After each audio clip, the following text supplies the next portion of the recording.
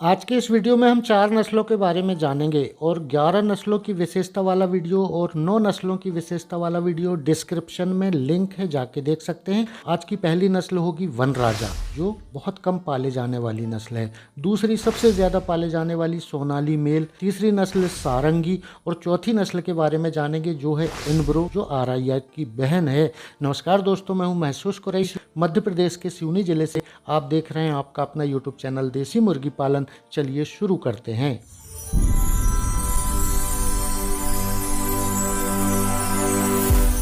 वनराजा नस्ल का एक दिन का चूजा आप खरीदेंगे तो आप देखेंगे कि बिल्कुल आरआईआर की तरह दिखता है, मगर आरआईआर से लाइट कलर होता है। आरआईआर का थोड़ा सा डार्क होता है। एक दिन का चूज़ा जब आप खरीदेंगे तो इसका वज़न 30 ग्राम के आसपास आएगा। कुछ साल पहले छत्तीसगढ़ में जो 50% सब्सिडी वाले चूज़े सरकार बांटती है उस पर भी सप्लाई दी जाती थी, मगर फ़िलहाल इसकी जो फार्मिंग है ना के बराबर हो गई है। अभी भी इसको पाल रहे हैं जो कुछ पालने वाले लोग हैं, मगर मार्केट में इसकी डिमांड बिल्कुल कम हो गई है। और अगर आप देखेंगे कि 15-20 दिन का बच्चा देखेंगे तो आप एफएफजी क्रॉयलर की तरह यह बच्चे देखने को मिलेंगे, जैसा आप स्क्रीन पे देख रहे हैं। मगर एफएफजी क्रॉयलर का पैर मोटा होता है और जितनी फुर्ती आप अभी स्क्रीन पे देख रहे हैं वनराजा में, इतनी फुर्ती एफएफजी क्रॉयलर, जिसको डबल एफजी कहते हैं, उसमें देखने को नहीं मिलती है। बहुत सारी हैचरियों में अभी इसका पेरेंट पड़ा हुआ है, तो मेल और फीमेल दोनों मिल जाते हैं। आपकी स्क्रीन के सामने जो मुर्गे हैं वो मेल पक्षी हैं। तो वनराजा नस्ल में आप जब देखेंगे तो 100 पर एक आरआईआर की तरह दिखने वाला मुर्गा भी देखने मिलेगा। और बाकी जो कलर आप स्क्रीन के अंदर देख रहे हैं, भूरे और लाल कलगी वाले मुर्गे जिसका पैर सफ़ेद होता है, इसकी डिमांड फ़िलहाल मार्केट में बिल्कुल नहीं है। कोई भी फार्मर अगर इसकी फार्मिंग करता है तो वो बेचने के लिए सोचे, उसके बाद इसकी फार्मिंग करे। तो अब बात करेंगे हम सोनाली नस्ल में मेल का चलन बड़ी तेज़ी से बढ़ते जा रहा है। आप देखिए, मेल और फीमेल को पंख देखकर पहचाना जाता है। जैसा आप स्क्रीन पे देख रहे हैं, जो सेक्सर है सेक्सिंग कर रहा है, पंख देख के मेल अलग रखता है और फीमेल अलग रखता है। दूसरा तरीका वेंट देख के पहचानते हैं, जैसा आप स्क्रीन पे देख रहे हैं। वेंट उभरता हुआ देख के और मेल फीमेल का अंदाज़ा लगाया जाता है।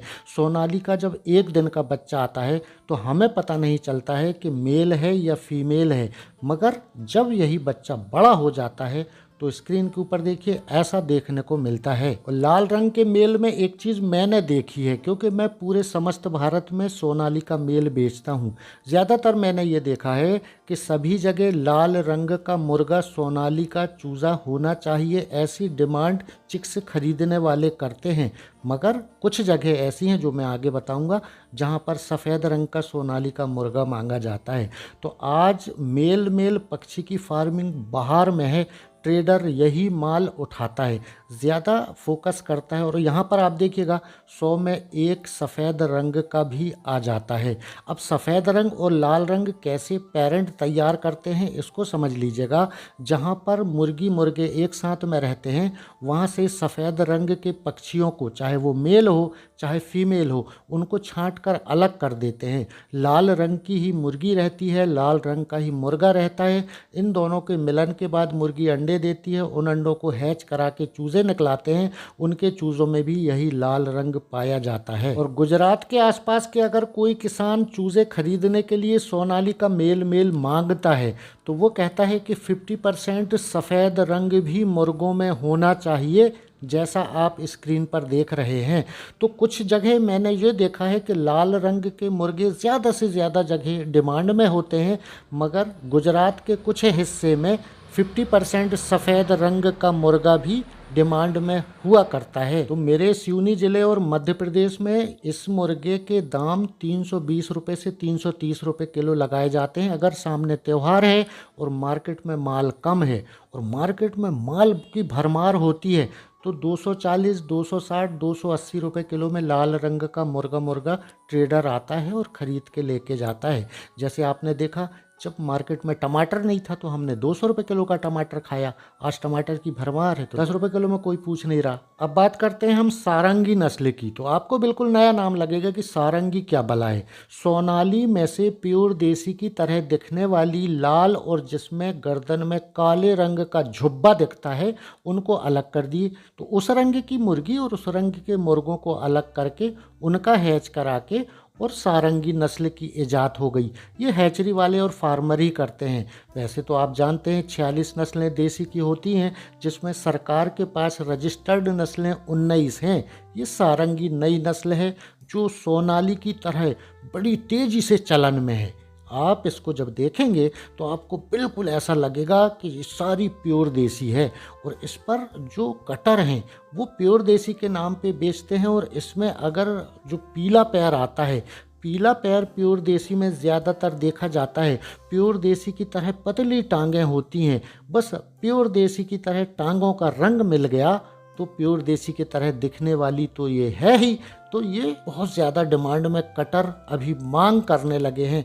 जैसे कुछ दिन मैंने पहले वीडियो बनाया था कि सोनाली भारत में राज्य करने वाली नस्ल बनने वाली है। इसी प्रकार से कुछ वर्षों के बाद आप देखिएगा कि देसी के नाम पर सबसे ज़्यादा बिकने वाली नस्ल यही होगी जो आपकी स्क्रीन के सामने सारंगी है।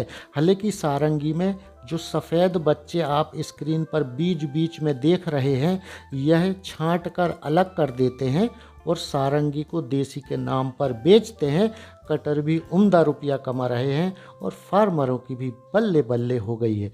तो ये है सारंगी। वो कहते हैं ना कि एक ही उल्लू काफ़ी था बर्बादे गुलिस्तां करने को, हर डाल में उल्लू बैठा है अंजामे गुलिस्तां क्या होगा। तो सारंगी का चिक्स चाहिए तो स्क्रीन पर दिए हुए नंबर पर आप संपर्क कर सकते हैं। इस पर भी मेल अलग मिल जाता है, फीमेल अलग मिल जाता है। 50% के रेशो में भी इस नस्ल के चूजे सारी हिंदुस्तान में ट्रेन के माध्यम से आपको उपलब्ध करा दिए जाएंगे। तो अगली और आखिरी नस्ल है हमारी इनब्रो। इनब्रो ब्राउन लेयर पक्षी है। अगर हम अपनी भाषा में इसको कहें तो ये RIR की बहन है, क्योंकि लेयर पक्षी तो आप समझ रहे हैं अंडे देने वाली नस्ल है। इसको आप देखिएगा कि यह 140 दिन में अंडे देना चालू करती है।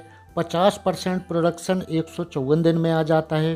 पीक पर ये 180 दिन में आ जाती है। 93% इसका जो प्रोडक्शन है। ऐसी तमाम चीज़ें इस पे लिखी हुई हैं, आप स्क्रीन पर स्क्रीनशॉट लेके और इसको समझ सकते हैं। मगर इनब्रो मिलती बड़ी तकलीफ़ से है। शायद किसी को आसानी से मिल जाए तो ठीक है। इनब्रो की जगह में ज़्यादातर किसान RIR पक्षी को पाल लेते हैं। इनब्रो और RIR बहने बहने की तरह हैं। बहुत सारी चीज़ें RIR की इससे मिलती जुलती हैं जो मैंने कुछ देर पहले आपको बताया। इनब्रो पक्षी को जब आप देखेंगे तो RIR से काफ़ी हद तक मिलती जुलती है, जैसा आप स्क्रीन पे देख रहे हैं। पहले जो मैंने बताया वो इनब्रो थी और ये जो बता रहा हूँ यह RIR है, जिसको रोड आइसलैंड रैट कहते हैं। अंडे देने वाली नस्ल है। तो जैसे मैंने थोड़ी देर पहले कहा कि ये इनब्रो RIR की बहन है। दिखने में भी कद काठी, पैर का रंग, अंडे वाली नस्ल, प्रोडक्शन लगभग वही है। तो ये RIR आप स्क्रीन के अंदर देख सकते हैं। तो इस वीडियो की तरह ही 11 नस्लों की विशेषता और 9 नस्लों की विशेषता वाला वीडियो डिस्क्रिप्शन में है। अगर आप इस चैनल पर नए हैं तो सब्सक्राइब करके बेल आइकन दबाकर ऑल में कर लीजिएगा। मैं इसी प्रकार के नॉलेज वाले वीडियो बनाते रहता हूँ। अगली मुलाकात फिर किसी नए टॉपिक के साथ बहुत जल्द होगी। तब तक के लिए नमस्कार, आदाब, जय हिंद, जय भारत।